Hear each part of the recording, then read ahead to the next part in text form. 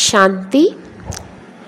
बाप जो तुम्हें हीरे जैसा बनाते हैं उनमें कभी भी संशय नहीं आना चाहिए। संशय बुद्धि बनना माना अपना नुकसान करना है। बाबा जे बाबा तुम्हादेर हीरे समान बानाচ্ছে সেই বাবার প্রতি কখনো সংশয় নিয়ে এসো না। সংশয় বুদ্ধি হবে মানা নিজেরই ক্ষতি করবে अर्थात लॉस হবে। बाप कहते मनुष्य से देवता बनने की पढ़ाई में पास होने का मुख्य आधार क्या है।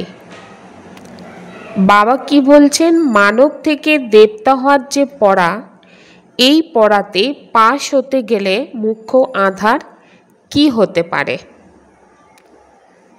তো বাবা বলেন নিশ্চয় বুদ্ধি। নিশ্চয় বুদ্ধি হওয়ার সাহস রাখতে হবে, কারণ এই নিশ্চয় বুদ্ধি রাখতে গেলে মায়া এই নিশ্চয়কে ভেঙে দেওয়ার চেষ্টা করে, সংশয় বুদ্ধি বানিয়ে দেয়। তো অনেক সময় দেখা যায় বাচ্চারা চলতে চলতে যদি পড়ার প্রতি আর যে পড়াচ্ছে অর্থাৎ সুপ্রিম টিচার সেই টিচারের প্রতি সংশয় বুদ্ধি চলে আসে তো নিজের তো লস হয়, তার সাথে অন্য আত্মারও অনেক লস করে দেয়। बच्चों प्रति शिव बाबा समझा रहे हैं, तुम बच्चे बाप की महिमा करते हो तो प्यार का सागर है। বাচ্চাদের প্রতি বাবার কি শিব বাবা বোঝাচ্ছেন যে তোমরা বাচ্চারা মহিমা করো, বাবার মহিমা করে থাকো, যে তুমি ভালোবাসার সাগর, জ্ঞানের সাগর, ভালোবাসার সাগর আমরা মহিমা করে থাকি। তো বাবা যদি সাগর হয়ে থাকে তাহলে তো সব অজ্ঞানের সাগর, অর্থাৎ দুনিয়াতে অজ্ঞানের সাগর। প্রথম অজ্ঞানতা হচ্ছে নিজেকে শরীর মনে করা। बाप ने समझाया है यो पुराना घर है जिसमें तुम बैठे हो, जानते हो हम नए घर में जाएंगे। বাবা আমাদেরকে বোঝাচ্ছেন যে আমরা যে ঘরে বসে আছি এই ঘর হচ্ছে পুরানো ঘর। এটাও আমরা জানি যে আমাদের নতুন ঘরে যেতে হবে। যেমন বলা হয় না যে পুরানো দিল্লি নতুন দিল্লি, তো এখন পুরানো দিল্লি মিটে নতুন দিল্লিকে আসতে হবে। তো নতুন দুনিয়াতে যেতে গেলে তো বাবা কি বলছেন সর্বগুণ সম্পন্ন সেই রকম আত্মা তৈরি হতে হবে, তবেই তো সেই নতুন দুনিয়াতে থাকার উপযুক্ত হবে। यहाँ तुम जानते हो हम आए हैं मनुष्य से देवता बनने। तो पाठशाला में एम ऑब्जेक्ट बिगर तो कोई बैठ ना सके। এখানে আমরা প্রত্যেকে এসেছি মানব থেকে দেবতা হতে। পাঠশালা অর্থাৎ যেখানে পড়াশোনা হয় সেখানে তো এম অবজেক্ট অর্থাৎ লক্ষ্য তো থাকেই না। তো বাবাও বলেন এটাও পাঠশালা, তো এখানে লক্ষ্য আছে। কিন্তু আশ্চর্যের বিষয় হচ্ছে মানব এই লক্ষ্যকে জানার পরেও, ঈশ্বরীয় পড়াশোনা করার পরেও অনেক আত্মাই পড়াকে ছাড়তে থাকে। তো কিভাবে এই পড়া হচ্ছে ভুল, বুদ্ধিতেই বসে না যে এই লক্ষ্মী নারায়ণ হচ্ছে এম অবজেক্ট, এটা বাস্তবে এটা হওয়া যায়, ভেবে নেয় এটা কখনো হতেই পারে না। কারণ লক্ষ্মী নারায়ণের পদ এতখানি উচ্চ স্তরে, তো এটা বিবেক থেকে স্বীকার করতেই পারে না। তারপরে পড়ানেওয়ালা যে স্বয়ং ঈশ্বর, তো ঈশ্বরের প্রতিও সংশয় আসতে থাকে। দুনিয়ার যে পড়াশোনা সেই পড়াশোনাতে দেখা যায় হয়তো পড়ার নিজের সাহসই থাকে না বা পয়সা নেই, তো পড়াকে ছেড়ে দেয়। কিন্তু এই কথা কখনো বলে না যে পড়াটা ভুল বা রং আছে। তো কারণ কি, তখন নিজের যোগ্যতা বা অভিজ্ঞতাকে দেখে যে আমার এতখানি সাহস নেই বা এতখানি গুণ নেই আমার মধ্যে, তাই আমি পড়তে পারছি না। কিন্তু ঈশ্বরীয় পড়ার মধ্যে তো আরও বেশি গুণের দরকার, সাহসের দরকার, অনেক কিছুর দরকার। তো সেইগুলো না থাকার কারণে যখন পড়তে পারে না, তো তখন কি বলে দেয়, পড়াটাকেই ভুল বলে দেয়। এটাই হচ্ছে আশ্চর্যের বিষয়। कोई है जो निश्चय से पढ़ते थे, संशय आने से ही पढ़ाई छोड़ दी। तो निश्चय कैसे हुआ, फिर संशय बुद्धि किसने बनाया? तो तुम कहेंगे ये अगर पढ़ते तो बहुत ऊंच पद पा सकते थे। কোনো বাচ্চা তো থাকে অনেক নিশ্চয়ের সাথে পড়াশোনা করে, ফিরে সংশয় আসার কারণে পড়া ছেড়ে দেয়। তো তাহলে নিশ্চয় কিভাবে হয়েছিল, আর সংশয় বুদ্ধি কে বানিয়েছে? অনেক সময় দেখা যায় এই বাচ্চা যদি পড়তে থাকতো তাহলে অনেক ভালো করে পড়তো এবং উচ্চ পদ পেতে পারত। ঈশ্বরীয় পড়া পড়তে পড়তে আধা অবস্থায় ছেড়ে দেয়। তো এই ঈশ্বরীয় পড়া পড়তে অনেক সাহসের দরকার। एक तो निश्चय बुद्धि का সাহস चाहिए, এক হচ্ছে নিশ্চয় বুদ্ধি থাকার সাহস। এই পড়াতে ডাল হেড বুদ্ধি চলবে না, কারণ ডাল হেড বুদ্ধি হতে হতে তো বাবা বলেন পড়াইকেই ছেড়ে দেয়, कारण संशय एसे जाए, फिर औरों का भी नुकसान करा देते। तो संशय बुद्धि विनशंती कहा जाता ना। संशय एसे गेले पढ़ा जखन छेड़े देय तो निजेर लसेर साथे अन्येरो लस करे देय, कारण संशय बुद्धि होच्छे विनशंती बला हयेछे। तो ऊंच पद पाওয়ার तो सम्भावनाई थाके ना। तो निश्चय बुद्धि हबे तो प्रतिटा समस्यार मध्य थेकेও पढ़ाशोनाके ठीकठाक करते पारबे।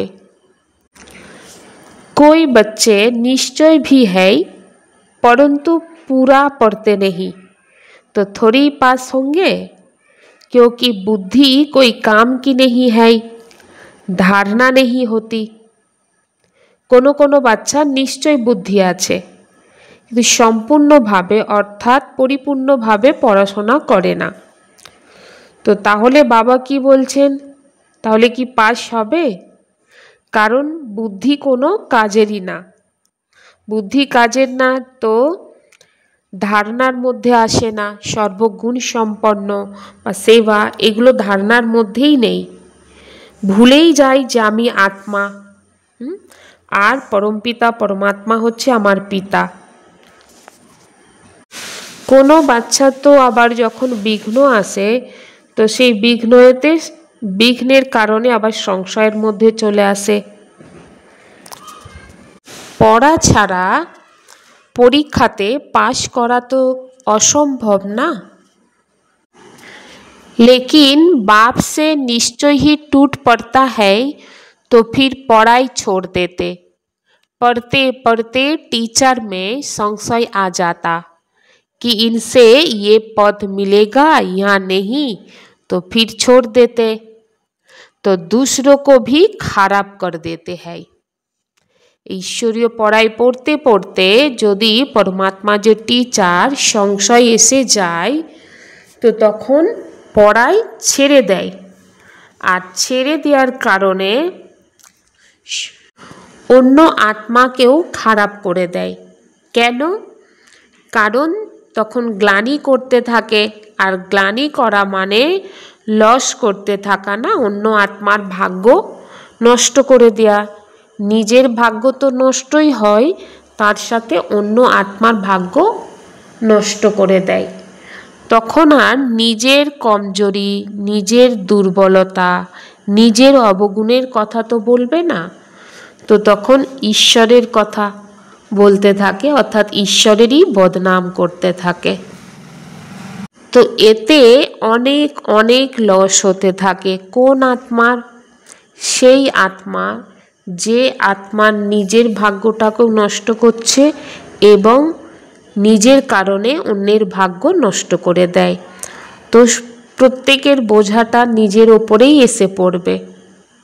তো সেই জন্য বাবা কি বলেন, এখানে যদি কেউ পাপ করে তো তার স্বগুণা দণ্ড পড়ে।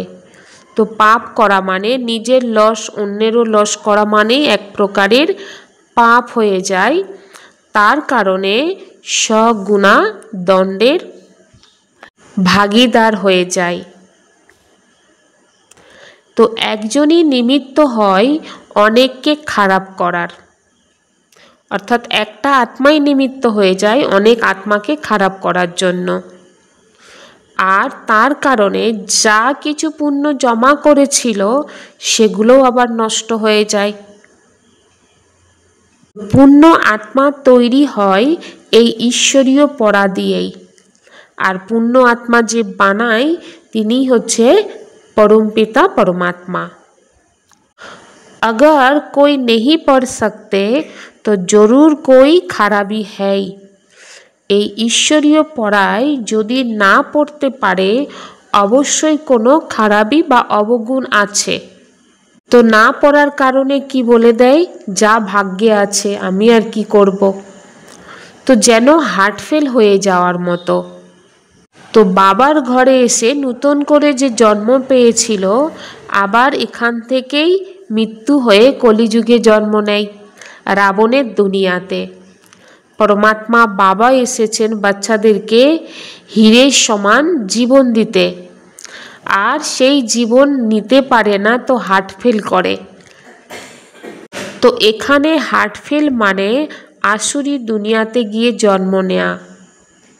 हम आत्मा ये शरीर का भान छोड़ देंगे तो समझेंगे ये देही अभिमानी है। आमी आत्मा ये शरीरेर भान के छेड़े देवे तो माना देही अभिमानी। हम आत्मा ये शरीर का भान छोड़ देंगे, एक शरीर छोड़ दूसरा लेते हैं जरूर। श्रीमत पर इस भारत को स्वर्ग की स्थापना करनी है। आमी आत्मा शरीरेर भान तो छाड़तेई हबे एवं एकटा शरीर छेड़े अन्य एकटा शरीर धारण करते हबे एवं श्रीमते चले এই ভারতকে স্বর্গের পরিণত করতে হবে। অর্থাৎ মানবকে দেবতা বানানোর যে হুনর বা কলা বা গুণ সেটাই শেখাতে হবে যে কিভাবে মানব থেকে দেবতা হবে। তো সেইভাবে বাবা বলেন বাচ্চাদেরকে বোঝাতে হবে। এর জন্য সৎসঙ্গের দরকার, আর প্রথম সৎসঙ্গ হচ্ছে পরমাত্মার সঙ্গ, আর পরমাত্মার নামই হচ্ছে শিব। আর সেই পরমাত্মা বাবা এসেন সত্যযুগের স্থাপনা করছে। আর দেবতা হওয়ার জন্য আমরা এই সঙ্গম যুগে বাবার হয়েছি। বাবাকে যদি ছেড়ে দিই তাহলে তো ফিরে কলিযুগে পুনরায় চলে যেতে হবে, অর্থাৎ দুঃখ কষ্ট অশান্তির দুনিয়াতে। তো ব্রাহ্মণপণের মধ্যে যদি সংশয় এসে যায় তাহলে তো শূদ্রপণেতে চলে যাবে, তো তাহলে দেবতা হতে পারবে না। তো বাবা বাচ্চাদেরকে বোঝাচ্ছেন কিভাবে স্বর্গের ফাউন্ডেশন এখন দেয়া হচ্ছে। অন্তক যাহা জিনা হ্যায় পড়না হ্যায় জরুর।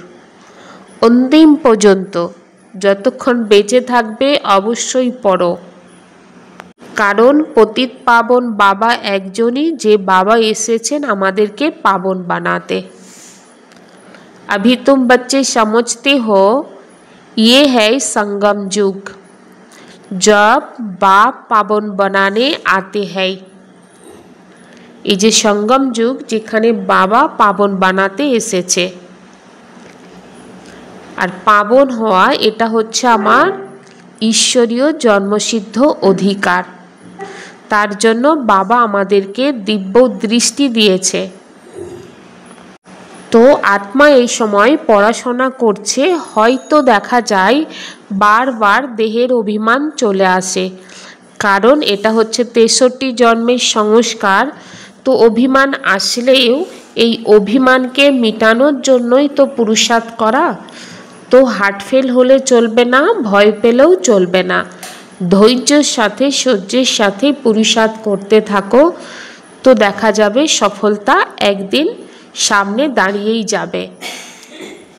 আর বাবার ইয়াদ করতে থাকো, তার মধ্যে দেখা যাবে বিকর্ম বিনাশ হয়ে যাচ্ছে। আর এই পুরানো দুনিয়া नूतনের दिके शिव बाबा को बाबा कहते हैं, तो उनको कभी नहीं छोड़ना चाहिए।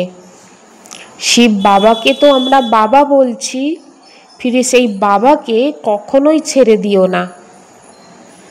ছেড়ে দেওয়ার পরে কিভাবে ভাগ্য, তো কার ভাগ্য? নিজেরই ভাগ্য নষ্ট হয়ে যায় না। যদি ভাগ্যে না থাকে, ফিরে সেই আত্মা কর্মই এমন করে যে সগুণা দণ্ড পড়ে যায়। পুণ্য হওয়ার সাথে পুণ্য হওয়ার পরিবর্তে দেখা যায় পাপ আত্মা হয়ে যায়, ফিরে বুদ্ধি জামড়ে হয়ে যায় না, বৃদ্ধি পেতে পারে না। বাবা যে বাচ্চাকে হীরের সমান বানাতে চায়, তো সংশয় আসার কারণে দুর্গতিকে পেয়ে যায়। তো যে কোনোই কারণ হোক না কেন, কোনো কারণেই পরমাত্মার হাত ছেড়ো না। যেখানেই থাকো না কেন বাবার ইয়াদ অবশ্যই করো, তো তাহলে সাজা থেকে মুক্ত হবে।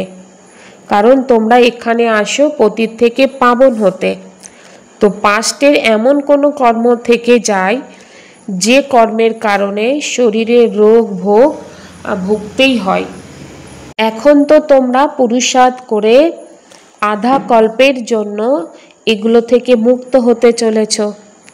তো নিজেকে দেখো যে আমি কতখানি উন্নতি করেছি, আর উন্নতি করার জন্য অন্য আত্মার কি সেবা করেছি সেটাও দেখতে হবে। सुप्रीम टीचर की पढ़ाई हमें नर से नारायण बनाने वाली है। इसी निश्चय से अटेंशन देकर पढ़ाई पढ़नी है। पढ़ाने वाली टीचर को कभी नहीं देखना है। सुप्रीम टीचरेर पढ़ाई এই পড়া হচ্ছে নর থেকে নারায়ণ বানানে वाला পড়া, অর্থাৎ নরকে নারায়ণ বানাবে সেই পড়া। এই নিশ্চয় দিয়ে অ্যাটেনশন দিয়ে ঈশ্বরীয় পড়া পড়ো। যে নিমিত্ত হয়ে পড়াচ্ছে टीचर, সেই टीचरকে দেখো না, শিব বাবাকে তো অবশ্যই দেখো। देही अभिमानी बनने का पुरुषार्थ करना है। मर्जीबा बने है तो इस शरीर के भान को छोड़ देना। पुण्य आत्मा बनना है, कोई भी पाप कर्म नहीं करना है। देही अभिमानी हওয়ার पुरुषार्थ करो। मर्जीबा হয়েছো মানে কলিযুগ থেকে মরে সঙ্গম যুগে জন্ম নিয়েছো, তো সেই কারণে এই শরীরের ভানকে ছেড়ে দাও, পুণ্য আত্মা হও।